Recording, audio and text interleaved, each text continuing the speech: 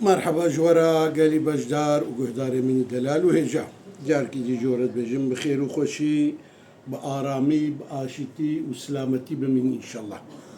خوني خواش خوا خواش شبي خواش حمو إيوة بن وجورا بن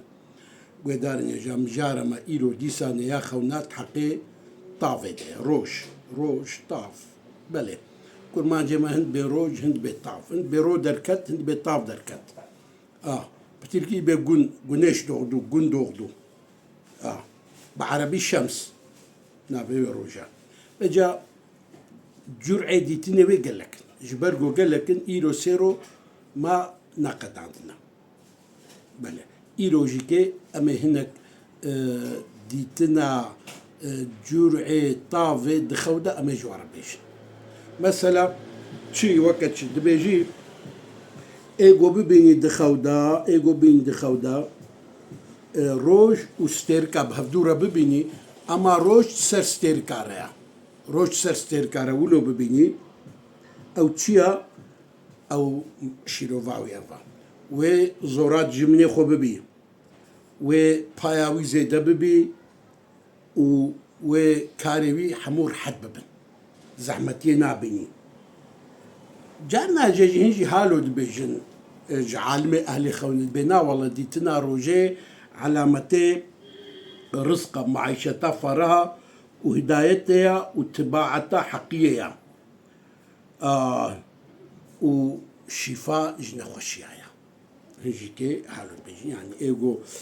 خونا خو روجي ببيني ودولة من دبي اما بشكل صباحي ببيني يعني روش خوش كدر كتيا طافا صايا بوشكي زاني وشفاء بيني ودولة من بي زاني نخش بي و رحت بي عزب بي بزوجي او سائرة بلي ايجو ببيني جيجستاني دا ببيني قواوي لبر طافي رونشتيا او تشيا او تشتكي نخوشها دلالة سر قحراها ما غدا غمادكي دلالة سر فقيري ونخوشية دكي اما ايجو دهافيني دا ببيني قواوي لبروجي البرطافي ساكنيا رونشتيا ياجي او دلالة سر دكيكو وبريكي دهاري ودوي ردجي كاركي زيدا بكفي دستيونا ايجو ببيني دخودا ببيني روج دجي خودا شوية اف خرابويا دجي خودا خرابويا او دلالة سر شدكي دلالة سر فقيرتيتكي دلالة سر زراري دكي وسر قحري دكي پربونا روجي جي دخودا پربونا روجي تببيني قا روجي ولو زيدا رونياوي دديتا او تشيا بدعتا ترسا و دجياناوي دا جبوني ابورياوي زحمتي هيا بوشكلي ديتنا هايفيجي بوشكليا بلي جارنا جيجي ديتنا روجي دلالة كيسر كوي يعني بري حيوان بنهم بعربة ما بيجن عربة وعربي بيخشك شبل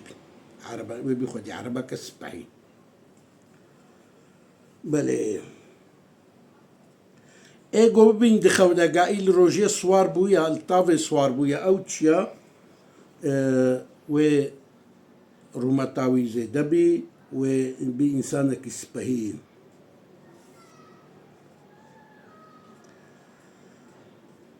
جغاني وين اجي قهدارين هجا ايجو ببيني قلت البروجي رونشتيا و اما استفادة جي نكريا البروجي رونشتيا اما رونايا روجي زدنا داي يعني ولو ببيني او انسان مع الإخوة الفقيرة بالنفقيني إيجو ببيني قال روجا يعني رونيا روجي زيدبو حتى كولو تشافي ويجي إشابوي هاوي كولو رونيا طافي ديت كولو حتى كو تشافي ويجي إشا أو تشيا ومقصدي وي بربن ومصلحتي وينا ونضعب يعني إشي ويتبلي هبدو بيه إيجو ببيني دخونا خدا إيجو ببيني قاواوي طاف خوار روش خوار أو تشيا دخونا خود بيني قاي روجي دخوي أو تشيا دبي أو إنسان ويج خدمة تشي خوا فيدي ببيني ويج خدمة تشي خوا مالكي دو قالكي تعرف خدمة شيء بيجي تسكيوي يعني خدمة شيء منفعة اللي بكي جانا أنا والله هذا شيء كهالو بيجد بيجو ببيني دخودة قواوي روش خواريا يعني طاف ولو خواريا بيو إنسان بيبي عالمي منجمة يعني بتريبه أسترونومي بالمي وعلمي علمي أسترونومية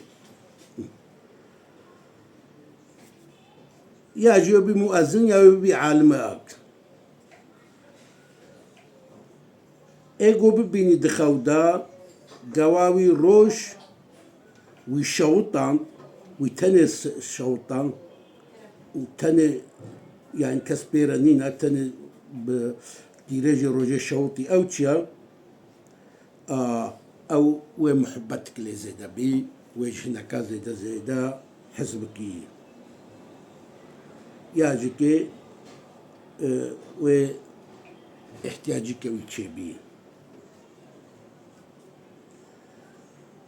نا والله هنا كالو بيجن دبي ايجو بيني قواوي روج ليخست ولو تيريجي طافي قلتي ليخست والشوطان دبي معناوي افا واعتقاداوي هري فسادي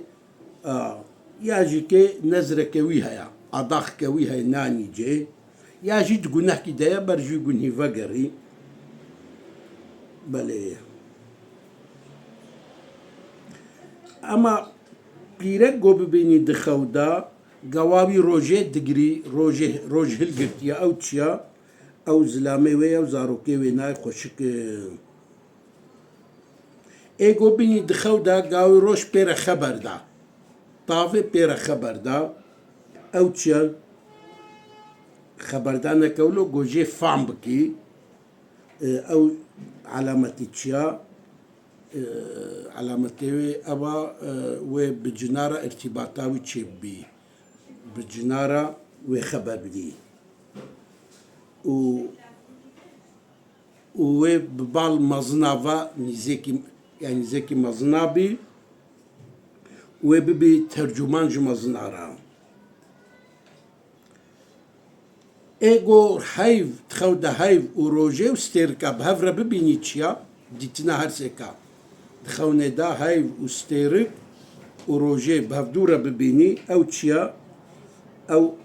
نقوشة دلالة تسر شيروفاوي تسر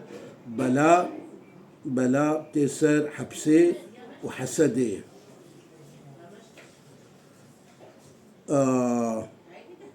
اما عاقبتها ويناجيكي وخوشي بي وكمثالا قصة يوسف كخدت قرآن دبوتيا خونا أبي يوسف جي ومعلومة حضرت يوسف وقتها هاي بروج وستيرك ديتنا بيشي زحمتي ديتيا كولتي وحبس بشرانا جي دركتيا فراهية بويا وزير مصري بلي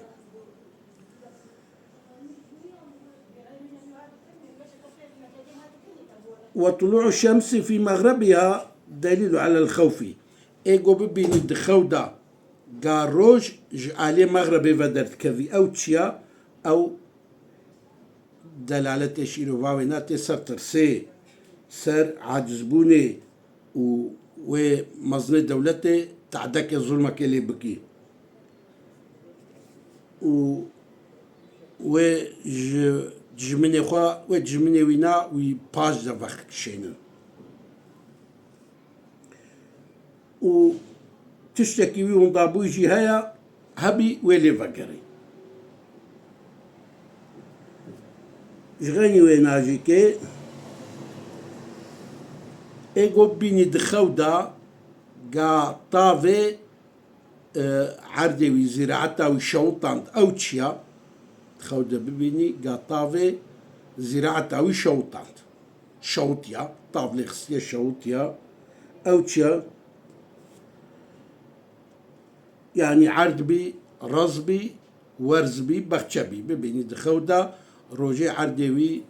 رزوي بخشوي نا شوطان ديا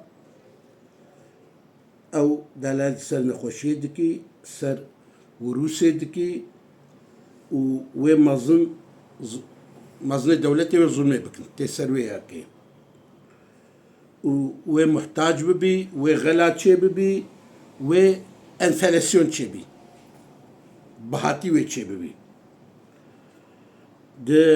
تشتي خوارني دا تشتي خوارني و بابن ايجو ببيني دخودا قواوي روج ازمانا ديا ازمانا ولو ازيت دي انسانا شيروفاوي تشيا شيروفاوي نا اوا قال دبن ظلم ميدانا بالي ايجو بيني قاروج الازمانا يا اما شبقاوي خوشد دي عردي هنجي شيروفاوي تشيا شيروفاوي أبا أهل حكم عادلين و فيدي جوابيني فيدي أهل جمازن دولتي بيني و أهل تجارتي بي والتجارة ياخدا كار بكي و زراعتاوي چاندنياوي جيكي باش بي ببركت بي بلي قتارين بجا مجارة ما ياخونا إيروجي حتى بدري هذا بخير وخوشي بمينن بخوني خوش بمينن بشافي خوش بمينن بخوا خوش بمينن بخاطري